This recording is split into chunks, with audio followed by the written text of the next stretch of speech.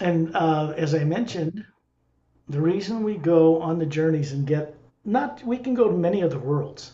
That's easy stuff. Parallel dimensions, play in the astral or causal or mental or etheric planes and all of that. But they're vast planes and you can get distracted and lost in them.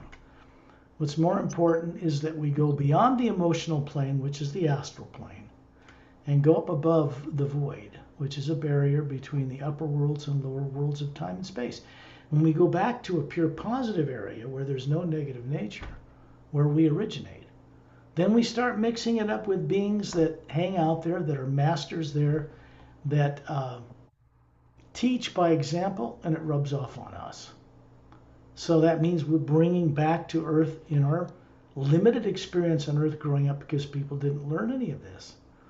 It starts to bring an enlightenment back to Earth, to the life and personality you have here. There is only one way to bring enlightenment into your life, and that's to have direct experience. That's what changes consciousness. Information, data does not change consciousness at all.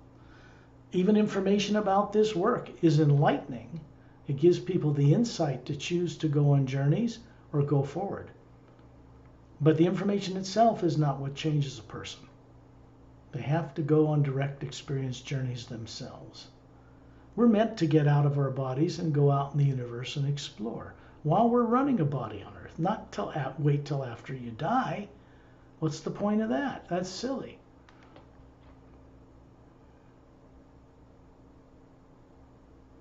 When we travel, just so you know, to be clear, we are, as individual spherical beings, what people call soul on Earth, a type of energy that is not nuclear or atomic. It's not DNA, it's not matter, it's not molecules, it's not atoms. It's an energy that is one pure living power that is behind and supporting all the different things that float in it, different dimensions, different realities, different planets, galaxies. The astral plane is an entire another division above the physical universe, but it's just the next step. Causal is another major division above that, mental planes above that. The etheric is a barrier between the bottom of the void and the lower worlds, and it's mostly pure but not free of all negativity. And then there's the void itself. And that was constructed in the beginning to create a barrier between where we came from as pure beings, perfect beings, and when we started playing with bodies in the lower dimensions of time and space over billions of years. Think about it. It's not only difficult and challenging for people to have the courage to step forward to remember who and what they are, which most people are very scared of doing. They're afraid to meet the Supreme Being, as they call it, because it's been grained and taught to people that this Supreme Being has a pitchfork, and if you don't do exactly what he says, then off to hell with you, kind of thing. Now, this is improper and wrong teaching on any planet, anywhere, because it keeps people far away from being able to return to where they came from. So they're afraid to meet themselves. Subconsciously influenced, afraid. It takes a certain amount of courage. Each of you have awakened to step forward on these journeys. That's never been able to be suppressed by tyrants or lives or implants or anything. There's still a certain amount of volition we have despite what was done to us. And it's that which this work awakens first. And first, people have to have some kind of a grounded understanding of what life is like beyond Earth and in the other dimensions that they've been made to forget or they're afraid to remember. That's first. Then they can start to go on other journeys where they gather momentum and greater courage and greater ability to see things and remember how to see things for themselves in the other realities. So my job, my purpose, is to help you see things that you can't yet see for yourself. Not that you don't have the ability. You do. But it needs to be recovered or awakened or made conscious. The only thing in the way of that is fear. Fear is artificially and implanted in people, either by tyrants before you were born here, or you picked up fears along the way, or made some mistakes in other lives, accidentally killed a lot of people without intention, and there's guilt sometimes associated with why people don't want to remember. None of which, there's no God somewhere punishing people as they're taught on earth to pay for the bad karma of their other lives. That is not how it really works at all. If people are taught to put power and imagination into reincarnation and into Maya or illusion, then they create a continuous rounds of incarnations with little or no awareness of where they came from. We end karma, as people call it, or reincarnation cycles, being born in bodies without memory. We end it by being awake enough to stop agreeing with it. We end it by turning our attention away from supporting it. And then your only duty is to return home to the source itself, to Prime Creator, and start to become what you're meant to be, which got derailed over billions of years, and people have not been returning to the source as they promised and as they co-created. So we want to get that awakened in people first. And this is a big challenge because people on earth are not taught any of this at all growing up. Gurus on earth, as far as I know, don't teach this. They don't know about the HU, which will take people beyond the void. It's designed to do that. Will not do it. That goes to the mental plane only. You have to go higher. So there are sounds that are connected to the various planes. In the physical, which you know about when we go out in space outside of Earth, there is an omnipresent power out there supporting physical matter, galaxies and planets and all of that. And it has a certain sound, a universal sound, that sounds like kind of a soft rumbling thunder, like a hum or a little more rumble to it. No lightning. It's not frightening. And it makes this sound on different frequency levels in the parallel dimensions of the physical universe. When you go into the next heaven, so to speak, which is not heaven, by the way, you go into the astral plane, you have a body, you're running there. Whether you know it or not, or forgotten it. And so that body is a molecular structure to it. It would look human, maybe an alien from another planet, depending on where you are. But lives are much longer there. The abilities are greater. If you've ever had a dream of flying around in a physical body, that's where you were doing it. But it is not the end of the road, and it is not heaven. It has many problems, like problems on Earth. You go up to the causal plane. Now, by the way, and in the astral plane, all matter, all things are moved through emotion. So all emotion comes from that dimension. It's passed down through the pineal gland into your body on Earth. All your emotion comes from a higher self. When we go up into the causal plane, everything's moved by cause and effect, instantly. In the mental plane, it's by thought. In the etheric plane, it's considered the subconscious plane, but it isn't unconscious. It's a place where people can jump across the void and go back to the higher worlds. The problem with the etheric plane is most people get stuck there. They live for millions of years in a transparent human-like body, and they never want to leave. But that's not the end of the road. It's still part of the lower planes of time and space. And you all have a body in each one of those places. 5: physical, astral, causal, mental, and etheric. And the Atma, you, which you're aware of here on Earth, is what's running all those bodies on each plane. And the purpose for that is so we can become master of all, respecters of all life in the grand multidimensional creation, which is our purpose for existing, our destiny. To become co-creators with the source itself, not worshipers of it. That's like worshiping yourself. It's vanity. If you worship a supreme being, You're part of that supreme being, made of the same energy in a smaller scale, like a drop out of an ocean of the same energy. And to worship that is to worship yourself. It's self-defeating, ultimately. It doesn't work. Respecting a supreme being is one thing. Worshiping it is quite different. So when we learn to respect life, which is what divine love is, then everything starts to come into perspective for us. The master teachers I work with and that I've known all my life will not tolerate, do not put up with people worshiping them or putting them on a pedestal. The only thing they require is knowing them and being respectful of them. They respect us and our potential because we're the same as them. We're Atmas. If you were to go to try to worship Zonan above the void as a god, because that might be the real first god you might ever meet, but doesn't consider himself in that light.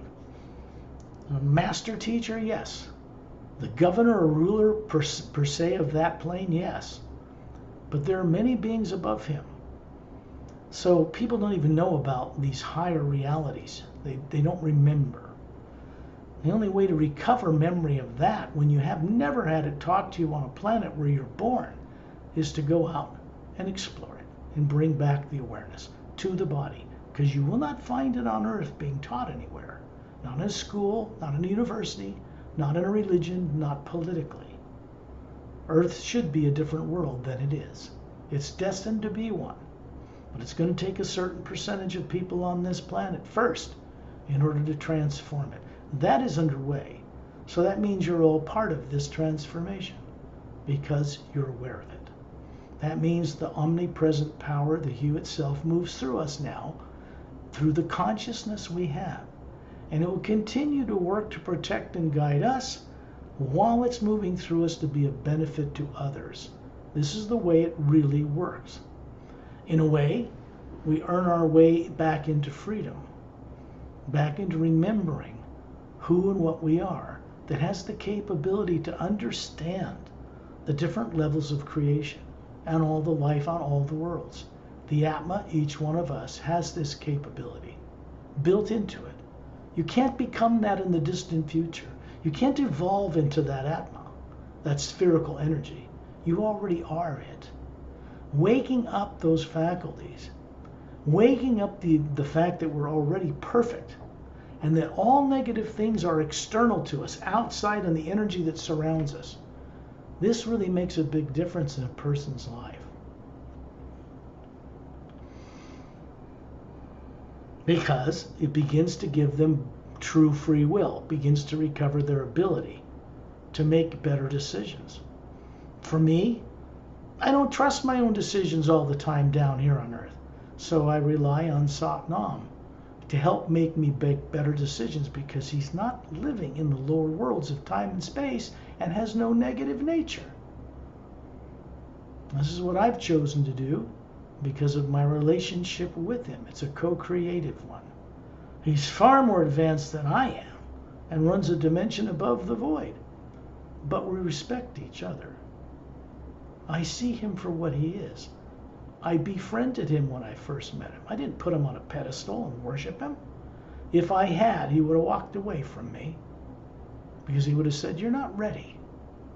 If you gather my meaning, then you'll understand what I'm saying." If you really respect all life, not just life on Earth, these beings will work with you. Otherwise, they'll step aside until you're ready. And this is the way they are. We respect them and move ahead with them, or they just walk away from us until we're ready. They don't have time to waste, and they don't play games. They aren't entertained by the things people think are important on Earth at all. They're only interested in one thing: your sincere desire to return home. In a sense, upload into that source all you've learned in all of your lives, so you can fulfill your creative destiny. And that is to be a trustworthy, conscious co-creator with the source behind all life itself. There's only one way to do that, and that's to know it and respect it by direct experience. You have to have a proper guide. And I have many beings, masterful beings, that work with me in trust to get you above the void. Satnam is one, of course. Trillion is another. Master teachers are also others. Beings further above Satnam are also involved in this work, like Agam Purusha, and the top silent mentor himself. These are beings I befriended on my return journey there.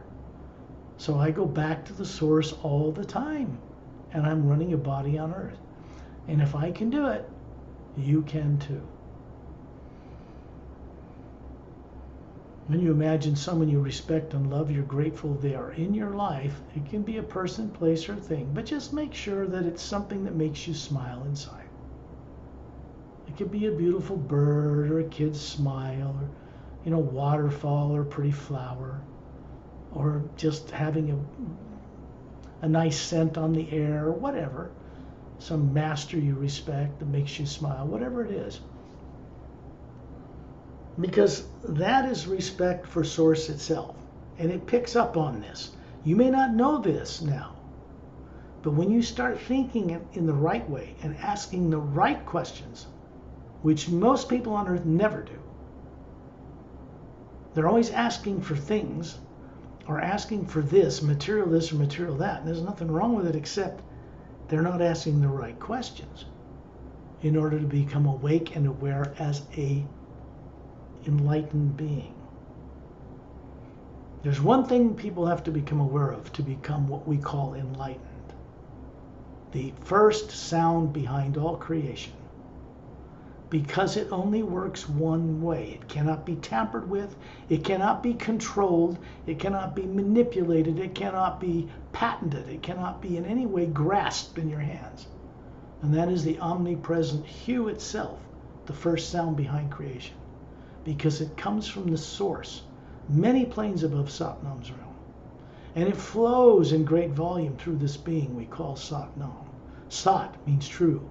Nam means name, true name, first representation of these higher beings above the void.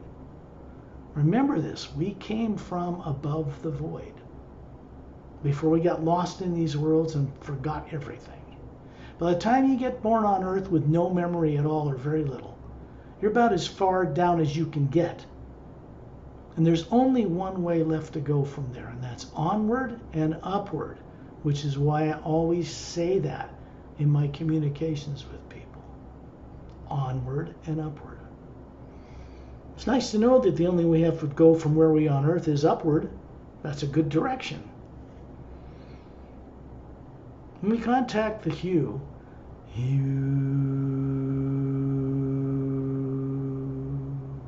comes from the first half of the word human. Languages on earth did not originate here. They were changed over time, but they didn't begin on this planet. Human beings were never evolved on earth to begin with. Had oceans, dinosaurs are made extinct, and then life was brought here. It did not evolve from dinosaurs or amoebas from the ocean or from sea life or birds. Most of those creatures were brought here as well from other worlds. So human beings, the body forms we have represented by different races, never evolved on this planet. It's important for you to understand, to remember that all these races represented on Earth came from different world systems out in our galaxy, even from other galaxies that have binary or trinary star systems around which their worlds revolve, which is where real evolution takes place as far as developing body forms to a higher form like the Say rays did several billions of years ago to raise the genetic structure of bodies that Atmas could run, and it was intended they could run them by passing higher faculties of co-creation through those bodies. It was never intended that people become unconscious, wondering if they're a body or there's something called soul. They don't know what it is or where it is. That was never the original intent. But that's what happened. When you create something new like the lower worlds of time and space, so many billions of years ago, and then beings get sent down into it. Nobody knows what's going to happen. And over billions of years, a great many beings that used to live free in the upper worlds were stuck here, running a body, wondering how they got here, why they don't remember anything. So, first thing we do, the first thing that is my responsibility to do is to send out the HU with these beings who are going to go on the journey. They're going to go on the journey with us. They escort, they protect, they guide, they teach by direct example.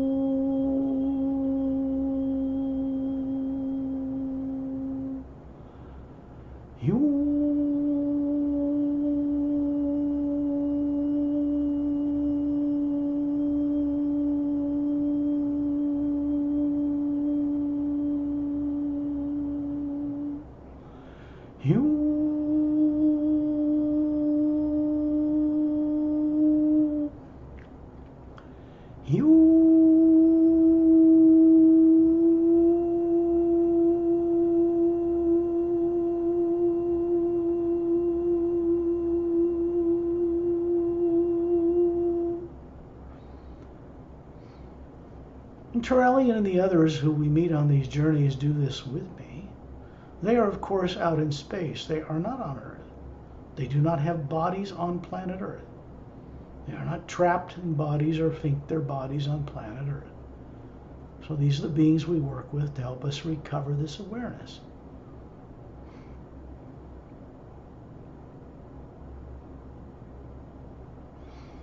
They know us as Atmas, running bodies who have forgotten all this. Of course they know that. And they see the problems people have on Earth, unwrapping these tight knots of fear. Subconscious fear, not conscious so much. That influences people's decisions.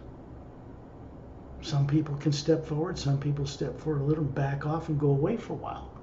And they come back stronger, ready to go forward. Pari and I, or anybody I work with, do not determine or control anybody's free will or decision making in this way. That we do not do. None of them. They can provide an example of freedom. They can provide an example of how to travel among the stars and take us on journeys.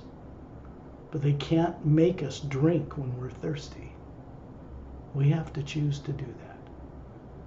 That's what they respect. When a person steps forward and shows the HU they're ready to return home, the HU starts training them differently from that point onward in their life. And otherwise, it's just been supporting whatever you've done life after life, unconscious and in bodies and forgetting everything. It supports everything, good and bad. But there is an element moving through the omnipresent power that is new, that comes from the upper realities where we're headed, that is being implemented through the lower worlds of time and space by Zonan and incredibly wondrous beings, including the silent mentors who run the mechanics of creation. And it's moving in one direction only. It has mastery over positive and negative, good and bad. And when it passes through us, when it starts moving, it starts harmonizing negative and positive into a harmonious force where the two energies revolve around each other. And then things are manifested without creating opposites. Cause and effect. Negative repercussions in time, space. What we put out in the physical universe, astral and lower planes, comes back to us. It's one of the principal laws of the lower worlds of time and space. So if we're putting out fear of the present and future and good things for our family and friends, you're putting out two things that are opposing forces, and the HU will manifest both of them as a teacher. That's the way it was originally set up, but that experiment failed. The experiment of good and evil failed because it was meant to cattle prod people, bring their feet close to the fires of hell, and get them learning spiritual logic quickly. The attractions to bodies and pleasures and things is so great in the lower worlds, people just get lost in it. After enough time, they forget everything before they're even grabbed and implanted and stuffed in a body on Earth. So when we go on the journeys, we're recovering several things. Getting mastery over implantation and beings that do such things in our own individual world, and having the trust to surrender to the omnipresent power itself, which is changing, to help us recover all we were made to forget one way or another. We become, along the way, co-creatively involved in the solution and not in creating continuous problems. It is a fact that people on Earth, the way they are, will annihilate all life on this planet. There's no doubt whatsoever in that outcome, left to their own devices, as they have been. So to change that direction, the greater God, the greater beings that have never stepped foot on Earth, mostly, have to have a focus to want to deal with this planet and its people. And they didn't have that focus before. Life on Earth has come, great civilizations have been built here and destroyed overnight. This whole thing about dying and going to heaven is not new. People have been doing that for ages and still coming back here. So they don't realize there isn't any savior or anybody that can come here and wave a magic wand and set someone free while they do nothing to recover themselves along the way, because such immature beings would go up into the higher heavens and destroy everything with their childish, immature, irresponsible, and untrained behavior.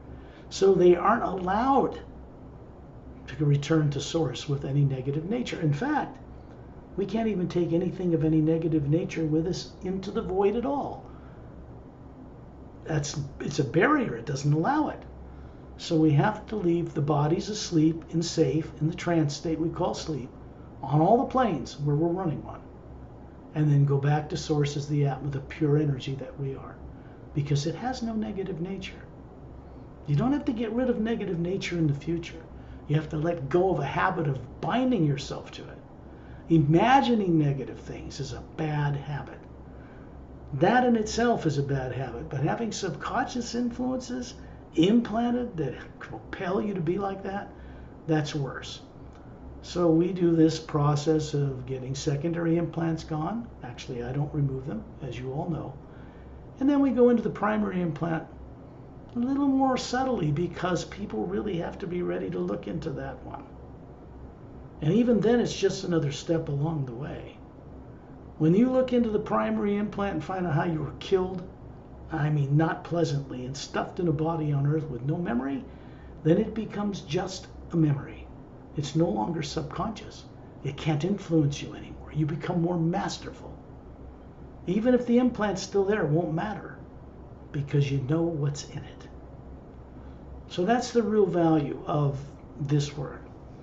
Beyond those things comes the journeys, way out into the atmosphere, out into space, other worlds, other dimensions, higher realities, where we can gain back direct experience without negative influence whatsoever.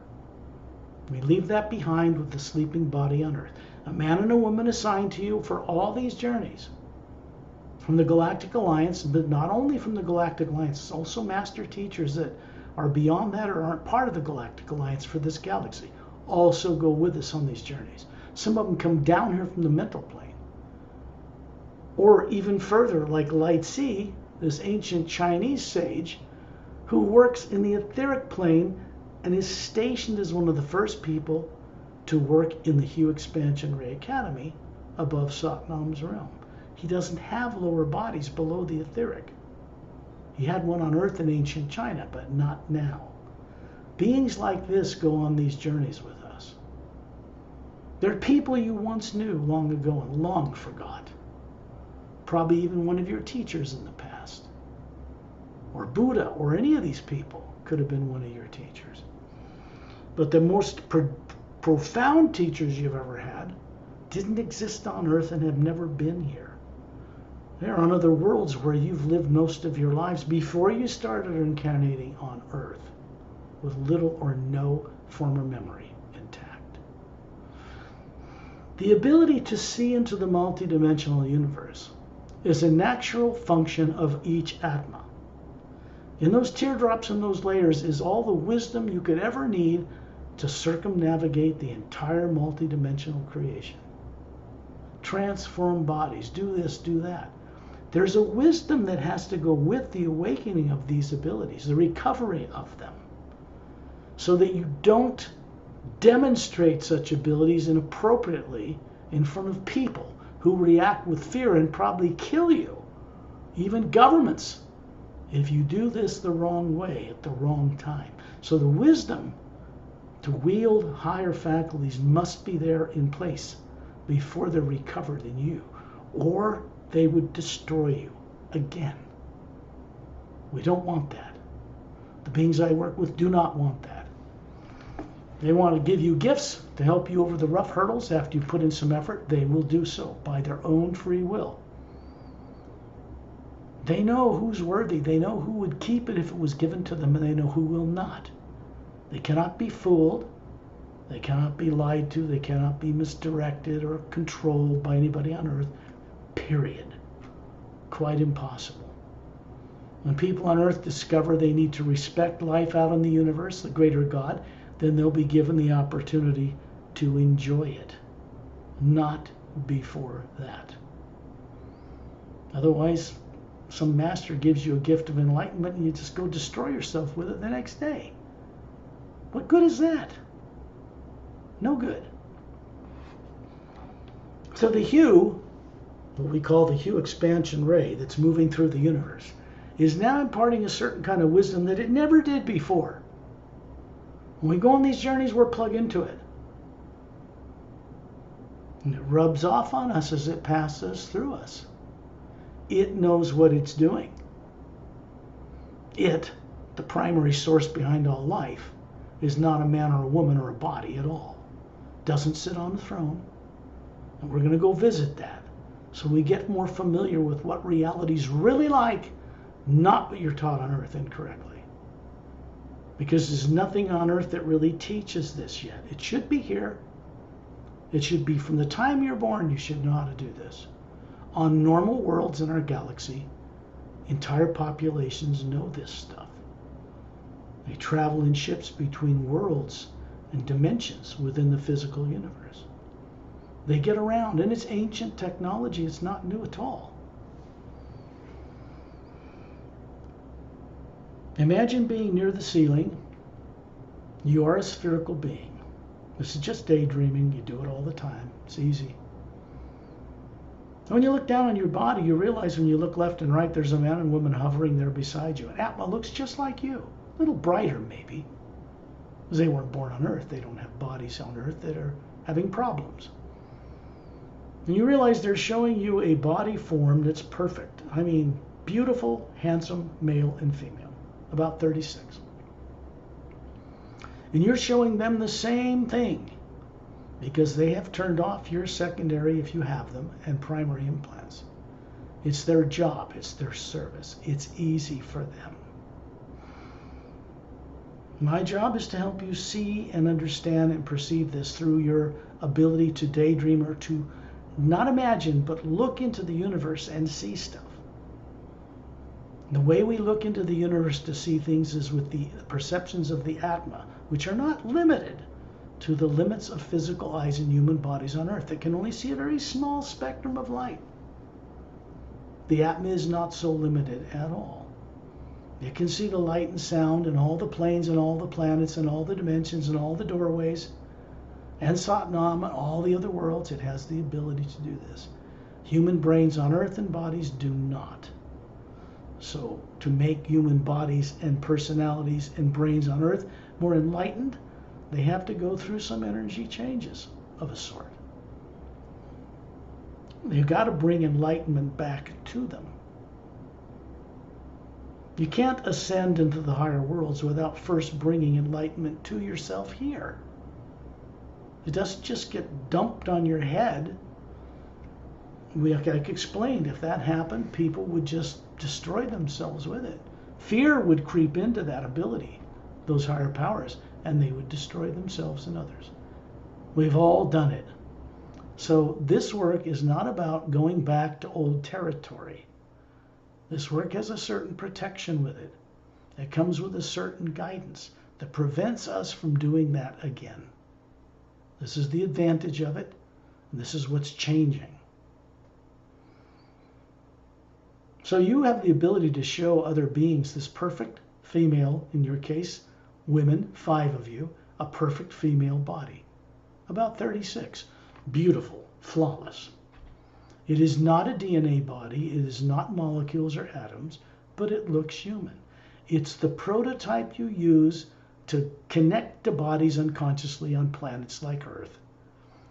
But if your person is not awake, the being, they don't create the same form on the planets they go to because they can't access that ability. They're not aware of it. So we want to make this ability aware in people too. It's not lost or destroyed, it's been suppressed. And fear is the only thing in the way of waking that up. Nothing else. The only thing we ever have to give up in life, ultimately, is fear. Permanently. Who wouldn't want to be free of that permanently? When a person's rational and brought out of their insanity on Earth, which they are, then they know this to be true for themselves because it's always been in them anyway. Then you find yourself at 10,000 meters in the atmosphere above where you live, wherever it is on Earth. And you begin to hear a sound, and it sounds like gentle rumbling thunder, kind of a deep humming sound. It's not frightening. It's in the atmosphere at 10,000 meters, behind the oxygen molecules. And as an Atma, the physical looking form, and you as the Atma can see and perceive this stuff. The eyes and ears and all those perceptive mechanisms in the perfect form you show people sees all the same things that the Atma sees. The mistake people make is thinking that they're able to see this through the physical eyes and the body they have on Earth. This is not true. You could have your eyes open sitting in a restaurant and see the hue and hear the sound. And you'd think your physical eyes and brain and ears are hearing it, but this is also not true. The Atma hovering above the body that you are is what's hearing that. And it's on that energy that we travel. So this man and woman beside you point upward. And we find ourselves in space, standing in a circle of beings around Ambassador Turellian of the Sayres race. 18 feet tall guy, you can't miss him. This is not a physical body he's showing you, but it looks like one. Much more vibrant and alive. Has a light around it. A Caucasian kind of skin, but he's not Caucasian from Earth. Kind of an ivory skin, big blue eyes, slightly bigger than Earth humans, blonde hair down to his shoulders, simple gown, bare feet, standing there with his closed fist with thumbs up. What he's doing is bringing a higher form of the hue. Well, actually, he's not bringing it. Satnam is channeling it. And it comes through him And then he creates a field of energy, like an oval, transparent, golden white light, like a spaceship around us. It's brighter than the hue in space we see out here, because out here, everything's a white golden light. It is not planets, the moon, or the sun, or the stars. Those things float in this other energy. That void of space we see is not a void. It is one living power. It is the power we all are and have always been. You cannot become this power in the future. You were always that in the ancient past, far beyond your comprehension of how far back that past is. Hundreds of billions of Earth years. We've been around a long time. You start running a human body, the Atma's pretty ancient. Whether it's unaware of it or not on Earth is another matter. But out here in space, around Turelian, truth cannot elude you. It cannot evade you. You're plugged into the one energy that comes from the higher realities here. And so you have access to a wisdom you normally would not have on your own.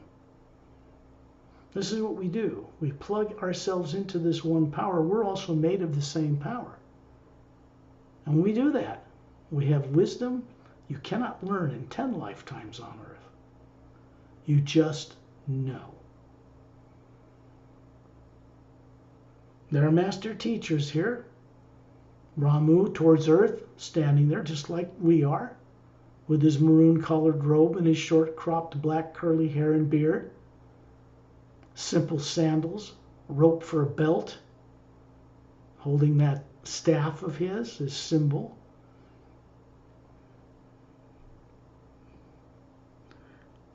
Golden quartz glowing staff of the Ankh, the ancient symbol from ancient Egypt for eternal life, which did not originate in Egypt either, by the way. It was brought there. You want to go back in history and really know it, then you have to understand that you were part of the ancient history, not only of Earth, but of the solar system, and on many other worlds, and many other galaxies, and many other dimensions. This is your background. It can't be learned in the future. You've already lived it. But the points that make you wiser, the lives that can make you smarter on Earth, are the ones we seek to recall. The rest don't matter. We're looking at wisdom here added into our life on Earth, a wisdom you never learned on Earth in the first place. Master Opelum, with his blue skin and long jet black hair and emerald green eyes, is standing on the opposite side of Turelian, further out in space. Yet in Din, the Drens are hovering above Ambassador Turelian, and Satnam is way up high in space. And above him is this hourglass-shaped, golden, whirling vortex. And it's a doorway that bypasses all the lower worlds of time and space. Because our goal, it's to visit other planets, special planets, yes, but our goal is to go up to where the void is and go through it with our guide, Satnam, and Turelian as a focal point to keep us focused. And we go on up there, and we come and arrive on the shore of Satnam's land, the first realm above the void, beyond it. There are many so-called heavens above the void.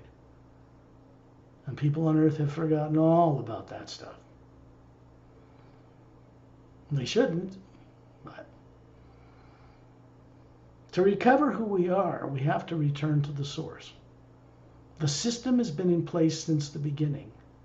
When the hue crosses your path, it means you have done something right. It means you have done something to step forward in a way that your fellows are not yet ready to do. Fellow women, fellow men, children, plants, animals, you name it. And so it begins to connect with you in a different way.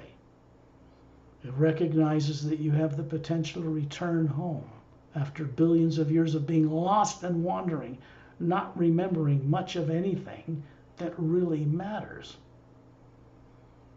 And then it becomes to be a kind of a what the people call divine spirit, a kind of guide. It's not of negative nature.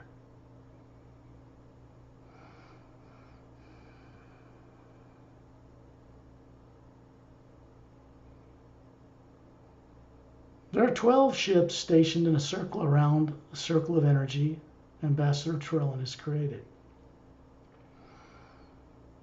There are guides, men and women, from the Galactic Alliance in this case, stationed beside each one of you, simply standing beside you as friends. They see your potential. You need to respectfully recognize theirs because it's awakened them fully.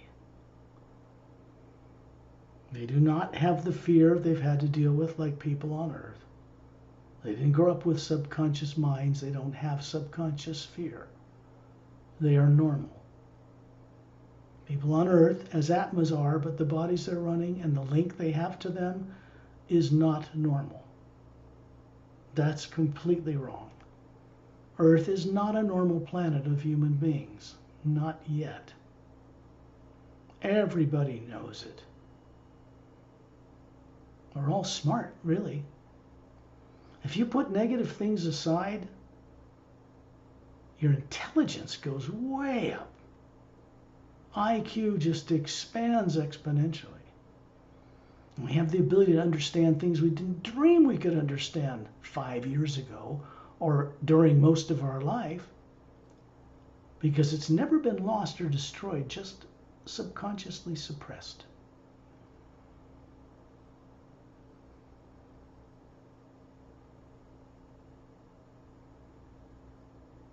The same being, man and woman, about 36, Chantel and Tonaltel, Dontam and Lamtam go with us.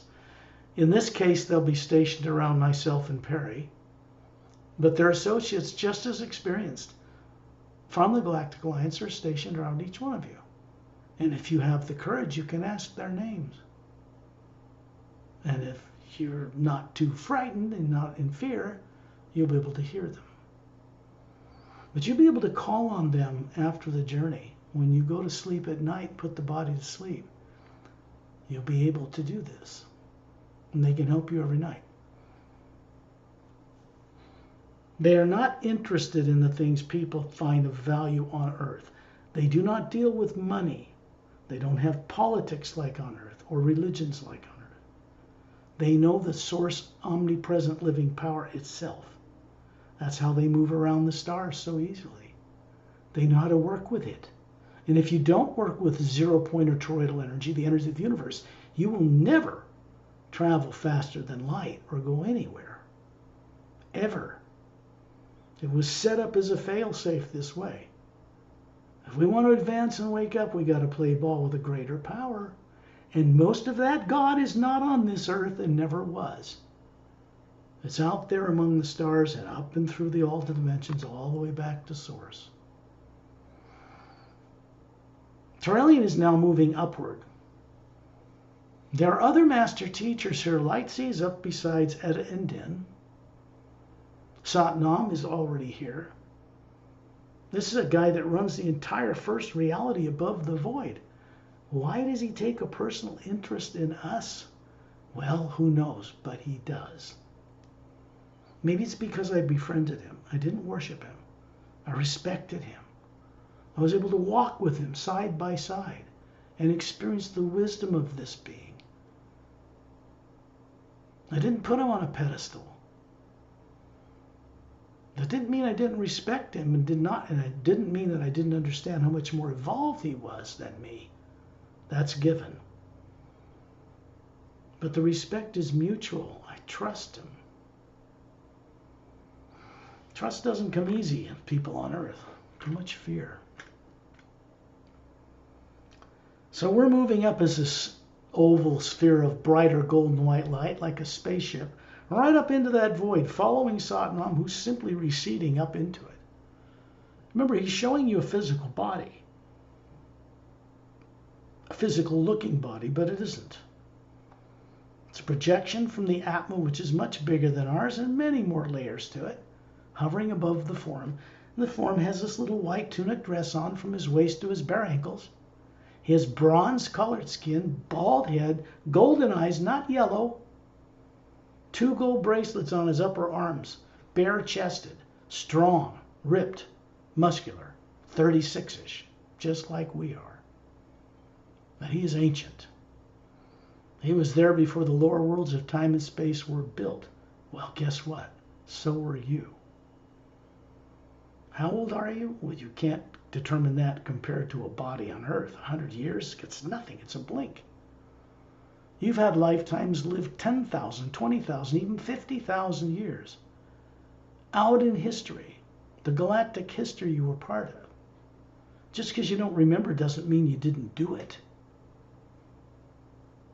There's wisdom that goes with such lifetimes. If they can be recovered while you're on Earth and brought back to Earth, it's going to raise your intelligence a great deal. So we're moving up right into the vortex, right into the middle of this hourglass-shaped, whirling golden white light, whirling clockwise. There's a blue-green, luminous, vibrant energy whirling around the outside of it. What it's done, when I sent out the hues with these beings, we created a vortex through all the dimensions. That's what each tone represents, so that we can connect a doorway to get up to the void. And up at the other end of this vortex, you hear this sound humming around you. You see levels of galaxies passing outside through the transparent, luminous nature of the light that's swirling around us. We're moving up through dimensions, levels of heavens. And on the other end, you see this pale blue atmosphere everywhere. We're suddenly in it.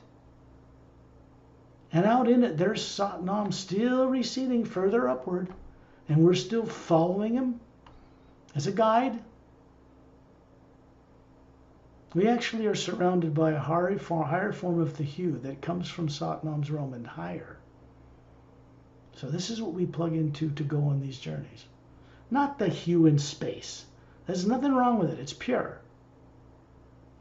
But it doesn't have the same conscious energy that the energy around us has when we go on these journeys.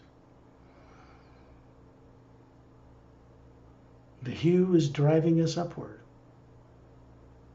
It is the manifesting power from Source that manifests where we see we want to go. An individual Atma does not have the power in itself to manifest what it sees and imagines. The one power it floats in, just like a planet floats in it. Each Atma floats in it. And when we put something properly out into it, it manifests one power, which will always be the one power. The living force behind creation manifests what we see, what we imagine. When we start getting free of negative and positive and fear of the present and future, we start imagining only benevolent, uplifting things for our good and for the good of all life. This is what wakes up in a person that goes back to the HU Expansion Ray Academy and higher. Can't help it. And as we're moving up into this void, this vortex, where you can look right down through it and see us still hovering around Turelian by Earth and the barren moon.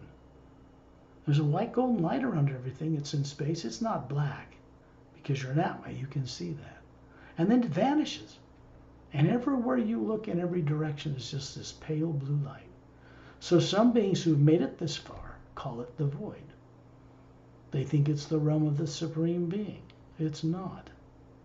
It is pure hue. And it's a much higher form of the hue than in space around Earth. But it is a barrier. You cannot bring, none of you can bring any negative nature with you here. That's left turned off by this man and woman assigned to you, back with your sleeping body on Earth, because your bodies are in the trance state called sleep. You put it there every night, easily, like masters. Being aware of what you do when you're out of your body is where enlightenment comes into the picture. So we're moving ever upward in this at incredible speed up through this vast void of pale cobalt blue kind of light. And on the other end of it, you can begin to see a white speck, and you can see Satnam disappear upward. And then as we approach where he went, we begin to see this white sandy beach glowing. And as we approach, it's extended as far as you can see in this infinite pale blue void. It curves at the ends as far as you can see. So it tells you it is surrounding a circular landmass. And as we approach this luminous beach and stand on it in our bare feet, the Atma hovering above the perfect form you're showing each other here, Turelian standing offshore, as if he's standing in ocean water. He's standing in this pale blue light.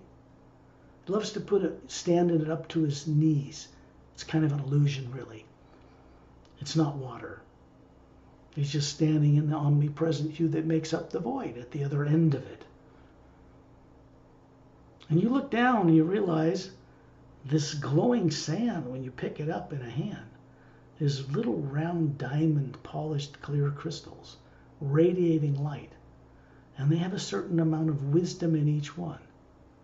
And they go into your hand, made of energy, up through the top of your head. You look up smiling, goes into the white core of your being, the Atma, the spherical you. And then it does something to those teardrops. And whatever it's doing, consider it a gift from Satnam himself. And the development of those and turning on of those things are really up to them. Because if we had our own way on earth, we would screw things up using power that we don't have the wisdom awakened to use properly. And these beings don't mess around.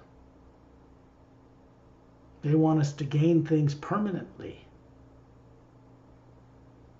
That's what master teachers really do. Get us to recover enough personal responsibility to realize we are co-creators with Source. And if we want to get rid of the old failed experiment of good and evil, we have to do our part as beings who come from the Source who created it in the first place, which we all did. It's one of the other things people on earth, they get grounded in religions because they're afraid to remember their responsibility to Source itself, Prime Creator. Perfect freedom comes with perfect responsibility. The two are married. So we cannot wield higher faculties blindly or ignorantly. We have to be able to be trusted with them. So that's what this training is about. Being trusted with who and what we are, with the Source itself. The Satnam lifts up above these trees. You look at this jungle, and these jungle trees are all transparent. There's energy, beautiful rainbow color energy running up the trunks of these trees. There are birds floating around. They meet us. Hundreds of them. And they line up in rows above the trees. They look like blue jays with long V-shaped split tails and rainbow feather-colored bodies with big blue eyes. Twin sets of bird wings, hovering in space. Now these are very high energy forms or bodies, much more evolved than human. And yet they are not human. They have vocal cords, they have photographic memories, just like you do when it's awakened. And they're singing the hue with perfect male and female voices. It blends into one sound to greet us. And then they disperse into the trees, and we move over the top of the trees. We are literally levitating.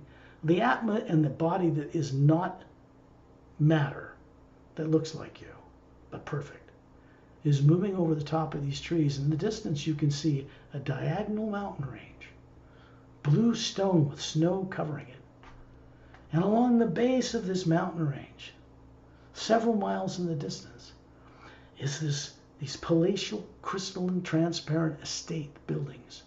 Big blue lapis lazuli gold-laced stones like Greek pillars. The top of a foot-thick golden steps that go up hundreds of steps. And then it comes into a triangular opening. And in this biggest mountain back there. And it goes up some steps to this blue throne-like chair. And the blue throne-like chair has smooth, polished edges, like a piece of blue quartz. And it's glowing. Now this is where Satnam could sit, but as you can see, he's just traveling with us, beside us. I've never seen him sit in that chair like some ruler or dictator. Somebody wants to come up this far and put him on a pedestal, they'll see him in the throne chair. But they won't gain any much experience doing that. They'll be too busy worshiping something instead of respecting it. There is a big difference. So we're moving past that throne chair going, and there's a big curved dome inside. There's blue stone walls. And down to the left, there's a corridor. It's maybe 10 feet wide. And on the left side of it, you can see what looks like an LCD screen, 20, 30 feet long, a dozen feet high. And in it, you can see all the different levels of the lower worlds of time and space, including the void. When Satnam tests something that's been developed in the HU Exp Ray Academy, where we're going, he tests it through this interdimensional connection point. And then if it comes back true, necessary, and kind to where he is above the void, then everybody gets excited in the upper worlds and they implement it and change things. Something like that has not happened in the lower worlds of time and space for billions of years. This has changed. Permanently changed. When we go through a triangular opening, we come out into it's just a beautiful concentric circles of flowering 4-foot-high plants all the way up to the base of the mountains. And waterfalls cascading down the mountainsides of luminous blue-green water flowing around this fountain like a circular pond. The sound coming from this big fountain, it has gold, it has white, kind of blue stone, white, hard to describe, scalloped edges like the fountain out beyond the palatial estate that we've visited before. This is much bigger. And there's a luminous blue-green water with a golden element in the middle of it, flowing up and down. In other words, what's filling this fountain is coming from a shaft of white golden light, and it's pouring over the edges in a glistening luminous sheet, and it sounds like the very high, pure, harmonious notes of flutes. Now, this comes from Source itself. It is a power station. Supplies the power from Agam Purusha, many planes above, to support the Atma realm, Satnam's realm. The realm of the Atma, the first place where we embarked on journeys in the lower worlds of time and space, began here. But it's not where we originated. So we're going up into this fountain, this golden oval light that contains all of us that Torellians manifested. And Satnam remains here, watching us, hovering beside the fountain, pointing upward. And we go up into it, and we're suddenly coming out the other end and into a parallel dimension that was specially created between the top of Satnam's realm and the beginning of what's called the 6th realm above the void. There are many more realms above the 6th realm, and we get to Agam Purusha's realm, who manages the raw power of eternity himself, a single being. And then we go up into the ocean of sound and light, prime creator, source. What Pari mentioned earlier about going, the next realm would be the realm of the silent mentors, the mechanics of creation that hold it all in place. The one above that, which was brought into creation fairly recently, is called the HU Exp Ray plane. And this is run by silent mentors. I'm stationed there. It's a responsibility. It's not about ego. You can't bring ego with you into the void, much less into this realm. That all stays with lower bodies in time and space, comfortably asleep. It is only us that are here now, the true us. No negative nature, no fear. And we're moving up into this fountain of light until we come out the other end into a cobalt blue atmosphere so brilliant it makes you squint at first until your physical looking body eyes adjust to it. The Atma has no problem with it. And in the distance, you can see a floating landmass. It's much bigger than Satnam's realm, actually. Yeah, a little bigger. It has another white sandy beach around it. It's a floating landmass in the center of an infinite cobalt blue luminous light surrounding it. The sound is indescribable, coming from the center of the tower in the middle of 6 snow-covered mountain peaks that are in the center of this huge landmass. And we're moving over the top of this towards the 6 mountain peaks. When we come over the top of the 6 mountain peaks, you can look now over and out to the entire landmass, and it's very vast. And you can see that there are little tunnels, like horseshoe-shaped, U-shaped tunnels, cut perfectly out of blue stone, glowing with golden light, cut in the base of these mountains. And they come out to step onto white stone roadways, like the spokes of a bicycle's tire, that go out to the beach, out to the ocean, every direction around this landmass. Each one of these roads has a teaching facility. To the right, another one a little further to the left, then to the right, all the way to the ocean that surrounds this plate, which is, of course, made of the pure hue. It is a cobalt blue energy, but you can see the golden white light of eternity behind it, supporting it. You look down on this, in between the basin of these 6 mountains. You can see a white island surrounded by a blue-green luminous lake, a circular lake. And out of the edges of this white island is a blue glass-like tower, transparent. It's smooth as glass. It's very tall, and it comes up to an oval flattened administration area, 2/3 the way up this tower, even about the height of the mountain peaks.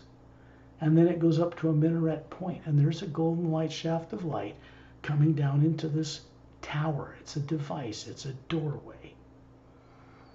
And in the middle of the bottom, sitting in the middle of that, like a white round beach that this tower comes out of, is a 4-foot tall perpendicular, standing upright, 4 feet high, 2 feet thick, blue stone laced with gold, with curved edges. Hovering above it is a 4-foot diameter glass-like sphere, like the tower. But in the middle of it is this brilliant, brighter cobalt blue star glowing in the middle of this container. And this shaft of light is coming down into it. It goes down the base of this tower and into the hollowed out interior of the entire HU Expansion Ray Academy. There are 2 places, or actually 3, where we can meet with silent mentors, the creator, the mechanics of creation. One is inside the interior of this floating landmass. One is out in 4 quadrants, 2/3 the way down a roadway. In the middle of each one, to the right in each one, is a clearing. There's 12 different kinds of trees in each one.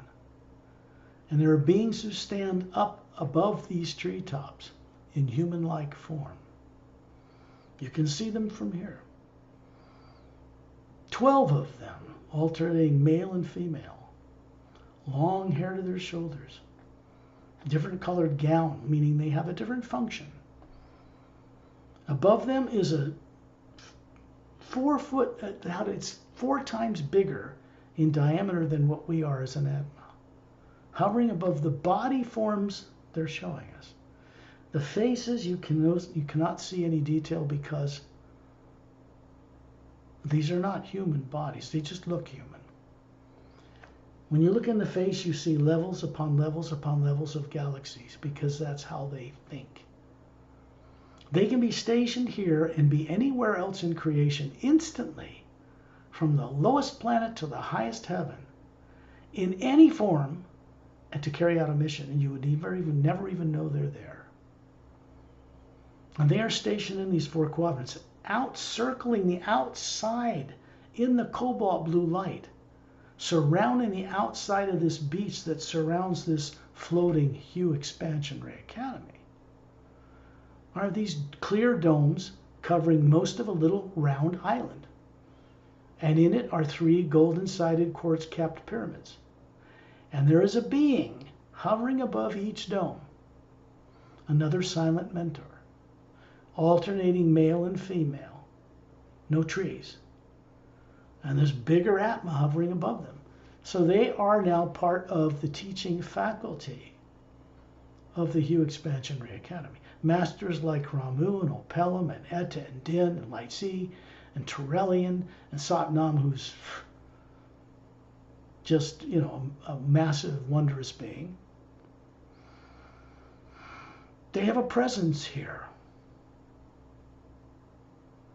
This is a place where we can come and do some co-creating with others. We are Atmas just like them. Without fear or negative nature, why not? We have to start somewhere.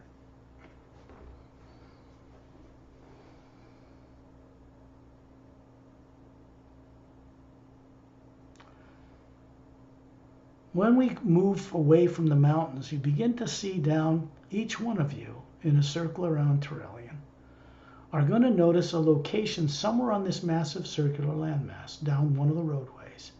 And there's a clearing. And in it is a clear dome like glass.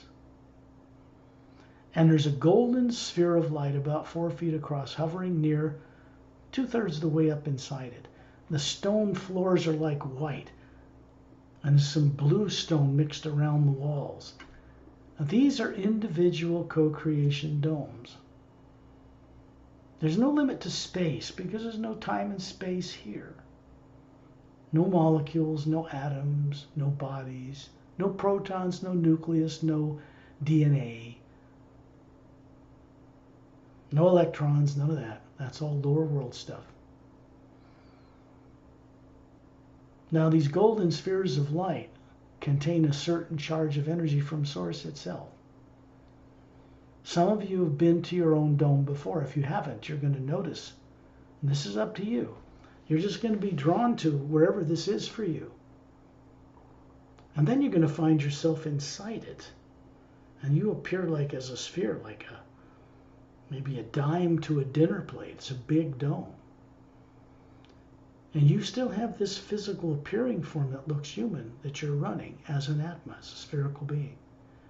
And you move up inside this golden light right through it. It's transparent. You move right through it.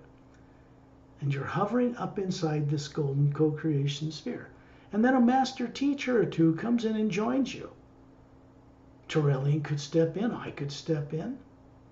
Ramu or Pelham or Etta and Din, Lightsey, or hundreds of other teachers that are here. Male and female, timeless. The Atmas hovering above their forms. And they're eager to add their genius and their wisdom and their co-creative mastery to whatever you imagine here. Remember, the only thing you could imagine here has no negative nature.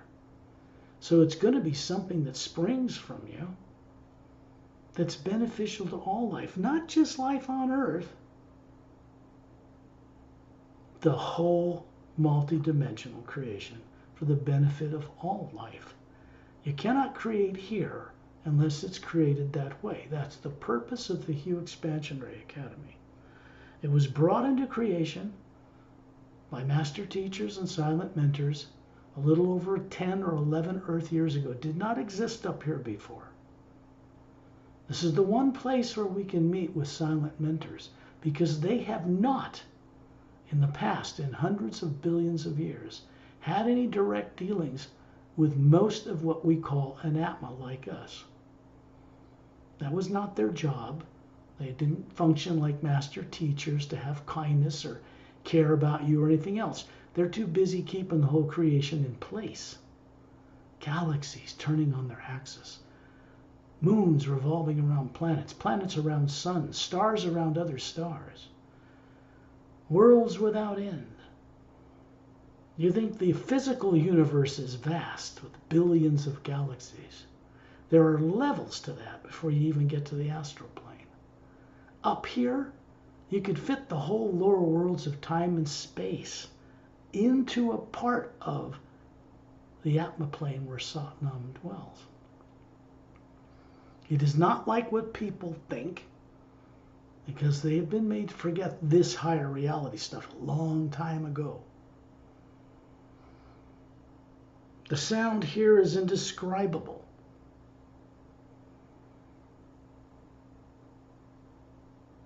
We're going out to the northern end of this HU Expansion Ray Academy as a group of beings, still focused around Turelian. I'm standing beside him, Pari's on the other side.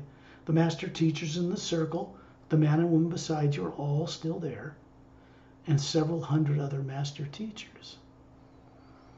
We are going offshore to the northern part of this facility and out to the one dome of 12. And we're going inside this clear dome covering 3 golden-sided quartz-capped pyramids, 4-sided pyramids. And down in the middle of them is a fountain. And it's a brilliant blue stone-type fountain, scalloped edges. It has blue-green water like light, flowing up from the fountain, connecting to a golden white light. It's charging it, and then it's falling back down around the edges of the fountain.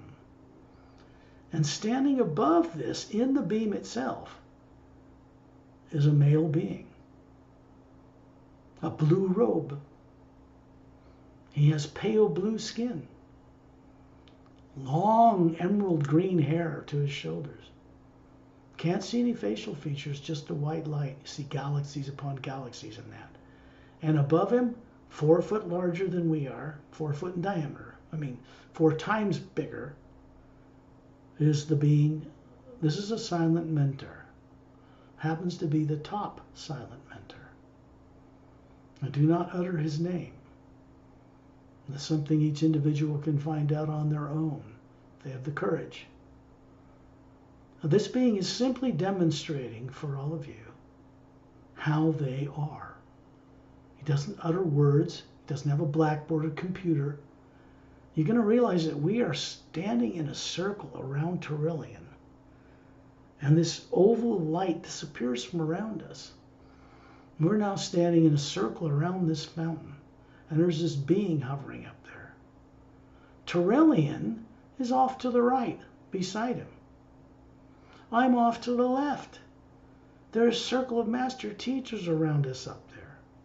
And they're moving energy through. The energy is coming through this silent mentor, through us, into Turelian, down into the fountain and back, moving through us. So in this way, they begin to share with us what they are like. This is the one place in the whole multiverse where you can meet with and have some rub shoulders with silent mentors. They run the mechanics of the entire creation. They still don't have anything to do with individual training of Atmas. But here, we begin to learn about them. We begin to appreciate and respect them. They begin to appreciate and respect more what master teachers are, because here we mix it up. So there's a quality of being grown or advanced within certain Atmas that is a blending of a silent mentor and a master teacher. A new order of beings is being brought into creation. They begin in the HU Expansion Ray plane, above the realm of the silent mentors, above the realm of Agam Purusha, above the realm of the ocean of sound and light, source or prime creator. So, beings who are going to be responsible for running a new kind of administration, you might say, are being trained here, if lack of a better word of using it. It's not so much training as taking on or having rubbed off on us the characteristics of very wonderful beings. So we get to experience a little bit this. And then we find ourselves collectively moving up the shaft of light above this fountain until we come all the way up through a number of other higher dimensions, so we won't get into it this time. And we come into the realm of Agam Purusha. As we exit this beam and come out, step out of this beam, which continues upward, we're in a fiery realm of orange and yellow and red and green and blue light moving around, swirling, manifesting, coming out, reforming, disappearing. And there's a massive white, it's got all the colors of the rainbow, but it's predominantly white golden. It's bigger than a silent mentor. It's approaching us. When I first met this being, I asked to be his friend. This guy has an aloneness. He doesn't feel loneliness like we do. But he's the soul being running, channeling the raw power from above, from the source or prime creator, and transforming it down into the lower planes. His presence is behind and in the entire omnipresent HU. I can't explain it other than that. So he's here to greet us, and he tells you all telepathically with this beautiful, benevolent voice. It has a voice like a male, but has feminine qualities to it. And then you look in the distance, there's this silver tree, massive silver tree. Roots going down into this light and disappearing. Top of the tree disappearing above the heavens. And each needle on the branch of this perfect silver tree, massive fir tree, is a location somewhere in the lower worlds of time and space, and a location in the worlds above. And if you look into one of these needles, you could actually teleport directly to that location. Silent mentors move about this way. This is the tree of life. And we're going inside the trunk of it, moving right through the branches. We are Atmas after all. We're still in a beautiful, brighter, oval white sphere of light, which come back on. Trillions in the center. And we're moving up the trunk of this tree, which is all energy, moving up and down, constantly in motion. And we're shot up at tremendous speed. When we come out the other end of that opening, we're looking at what looks to be this incredibly huge silver golden galaxy floating in an even brighter cobalt blue void everywhere around it. No planets, no moons, no suns, no stars. They aren't needed here. Everything here produces its own tremendous light because we're source. And in the distance you can see in this floating galaxy, it looks like what you thought were stars are individual beings revolving around it, like stars revolve around the center of a galaxy. That's where this form was taken from originally, to make galaxies, from here. The sound coming from here cannot be described in human terms. It is beyond any orchestra you can imagine. It flows right through you, if you want to call it your heart, the white core of your being. Here you don't have a physical looking perfect form. Only the pure Atma can journey here. So it's been withdrawn into the white core of your being for now. And we are moving through these beings, and the space between them is like the distance between two stars. It's just massive. And as we pass as a group of beings between them, heading toward the center nucleus of this place, we recognize that we are one of the beings circling this center. And we're still there. We never left. So you see, when they say the lower worlds of time and space are kind of an illusion, this is what they mean. It's very real to people that are running bodies in it, made of matter in it. But it isn't the reality of life itself, the source. In the center of these beings, where we're moving very quickly, is a smaller void. And in the center of that void is a white island. Hovering above it is this massive source or prime creator. We look like it on a much smaller scale, but we're made of exactly the same energy. It is not a man on a throne or a woman or anything like this. This is source, prime creator, which is what beings from other worlds who know this speak respectfully of it in this way. They do not call it a supreme being because that implies a tyrant, a king. You don't do his bidding, you get the pitchfork and you're off to hell, so to speak. That's only teachings that are brainwashed into people in the lower worlds. It doesn't exist up here in a real heaven. As we're moving towards this island, you find that in the center of this being, it has more levels and comprehensible numbers of levels of teardrops. And yet we are made of the same thing. So this white golden light that surrounds us, that Turellian and others created for this venture, vanishes. And as individual Atmas, we move between the teardrops of the Ancient One, silent, what we call prime creator or source. And in the core of it, the white core, the beings we are and the white core we are merge right into it. We're still individuals. We're still the white core. It looks exactly as the source energy itself.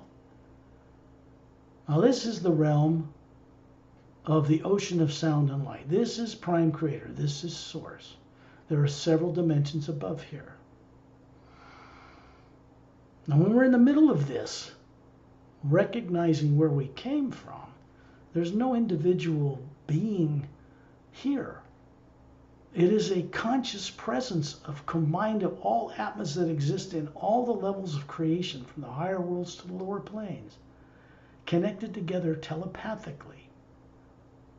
And it has a presence. And you can speak with it. And you'll hear a deep baritone voice with a feminine quality. It cannot be described in human terms. And it welcomes you home again. And then we find ourselves back hovering above the tower in the HU Expansion Ray Academy. We cannot go or stay in the highest realms very long, too far removed from the lower worlds of time and space. Your body would perish. So there's you still up here, and there's you running bodies in the different planes below the void. But we come from here. This is how we were before the lower worlds of time and space we helped construct were built. This is where the trap or the illusion, unintended to be a trap, of good and evil began. And it evolved over a long period of time to be the trap that it is. It did not happen overnight. So when we plug ourselves into the source and hear its welcome home, a bit of it rubs off on us because there's a fluid energy moving between all of us.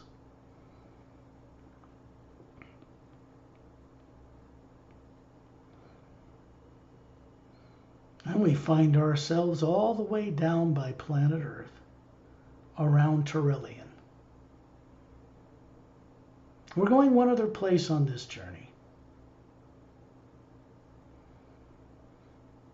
We're going to go to planet Ziatranaman 1. The image of the artistry that's behind me in the video looks like this. Earth-like planets, rings around it, domed city in the distance between two mesas. It's 4 times bigger than Earth. That moon and two others, the size of Earth, none of them have polar ice caps because these worlds circle what's called a trinary sun system. 3 suns. Big one, slightly smaller one, sometimes a red giant or a small red dwarf that circle, or another white yellow sun, the bigger sun. This is a trinary sun system. You're going to find much more evolved beings on such worlds, most of which in the galaxy we call the Milky Way are binary or trinary, not a single sun like the one we're used to. And you find yourself walking along a violet luminous river, because all water, all H2O on these worlds that are normal glow. They're charged with the HU. The beings are conscious on these worlds. They maintain the charge of the HU in their water. They never get subconscious minds. They don't get trapped. And as we're walking along this snake-like river, down in the valley between mesas, we're approached by two 10-foot tall beings.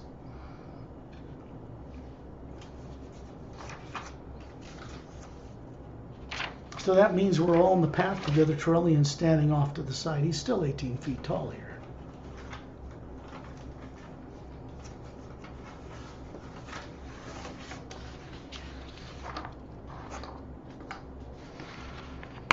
The man's a little bit taller. These beings are humanoid. They have kind of ivory-colored skin, violet eyes, beautiful. Longer torsos, longer necks, longer fingers, longer legs. These are 10 feet tall. And when they walk like swans, very elegant.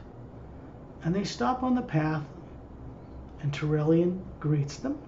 They look up, greet him, and they begin to talk with us. Now this is,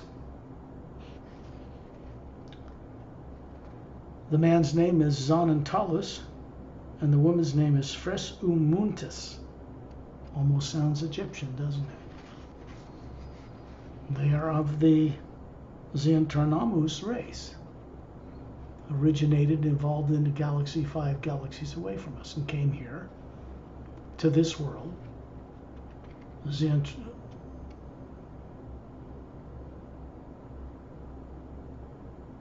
Xantarnamon 1 has 3 moons around it. It's on the other side of the Milky Way galaxy. The bodies that they're showing you are real physical bodies. Not slightly pointed ears. They have hair like silver metal, like shiny silver metal, but it's soft. This couple have had these bodies immortalized for 3.5 million years, unaged. Different than what Turellian and his race did. Because these are masters of genetic science. They know all the genomes on the DNA. They have 4-stranded DNA. And all the genomes are turned on in them, not turned off like some of them in people on Earth. Telomeres on their DNA, when cells divide, do not shrink. So we're in the presence of beings like us, the Atma hovering above them, a little bigger than us, very beautiful, to experience their energy. They're not here to try to teach us anything like on a chalkboard or a computer. The hue coming down through into this world is very high. Off in the distance you can see a golden, luminous ocean.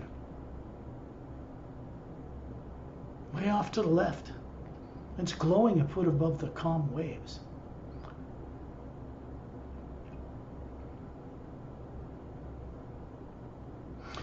They're asking you to go over, to reach down and pick up some of this lavender violet colored sand that's on this path, winding along this pastel lavender glowing river. And you feel these things in your hand because you have a human-like body here, right? And they're glowing amethyst type crystals. Now this has a lot to do with remembering lives in the etheric and above and in the higher worlds. A transformative type of energy. So these little crystals go into the palm of your hand, up through the smiling face, into the white core of your being, and out to that violet layer near the outside of the Atma. Turns on a few of those teardrops too. There's a certain wisdom being imparted to you as a gift to help you understand how to utilize such energy without screwing yourself up or others again. Very important.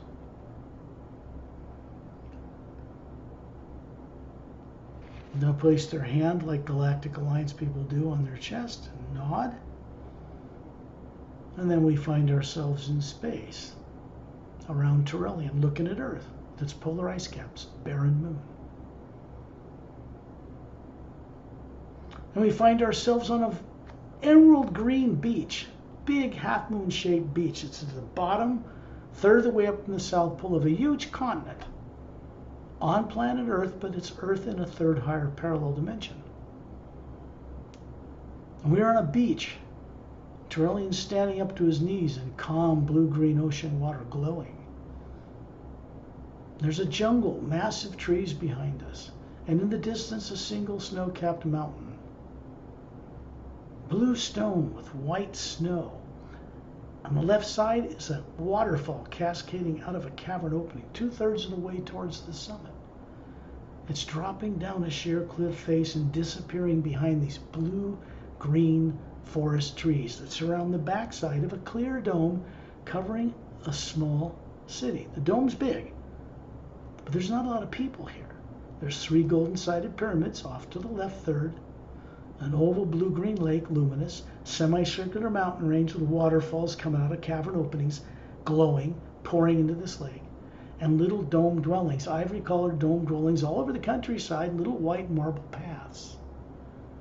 There's an ivory-colored dome, long, kind of a elongated oval, at the base between the 3 pyramids, and those are laboratories, scientific research centers. Standing on this path, all of us are on a path looking at this lake, and Master Pelham appears before us. Now he works here, as well as in Oceania, which is his home planet on the other side of the Milky Way galaxy, also in the third higher parallel dimension of the physical universe, where this Earth is. There are no pollutants in the atmosphere, none in the water. Galactic Alliance personnel, master teachers, certain Serays like Turellian, silent mentors work here. The moon circling this planet that has no polar ice caps is alive with atmosphere. No polar ice caps, like our moon, but water and oceans and little dome cities turning on its axis as it revolves around the planet. This is a prototype, because at one point Earth and its dead moon will change. It will be coming from here. This is a place that has never been destroyed by polar flips, as Earth's people and surfaces have many times. Polar flips of Earth were suspended by silent mentors a few years ago, so they will not happen again. Things are changing.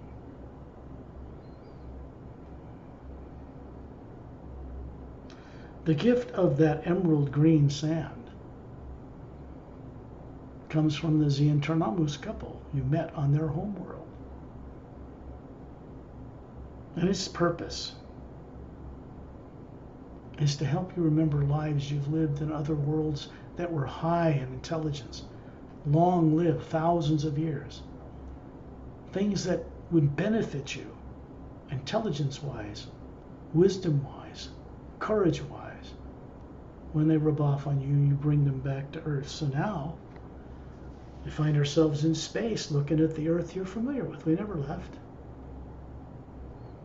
And then you're hovering near the ceiling with this man and woman beside you,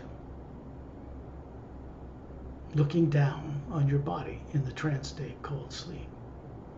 The energy we bring back here is of a white golden light nature of the hue.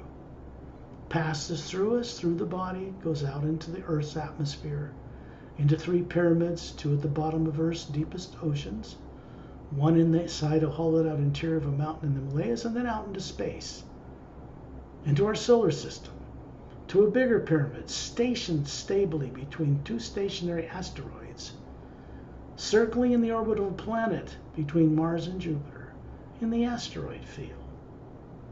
And then it's beamed out into space. It goes through other pyramids and it arrives at the central axis, the golden white shaft of light that runs through the middle of the Milky Way galaxy. It's not only not a black hole, it's a brilliant shaft of light.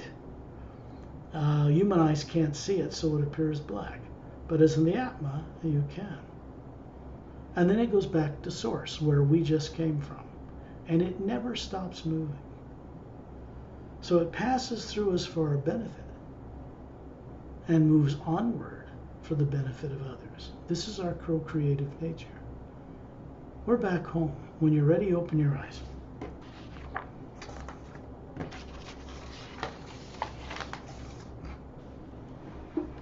You can turn on your mics. Pretty long journey, hour and 45 minutes, I guess, but worth it. I wish they could be shorter, but then it wouldn't be as benefiting for you if they were. I'm going to stop the recording to end this journey.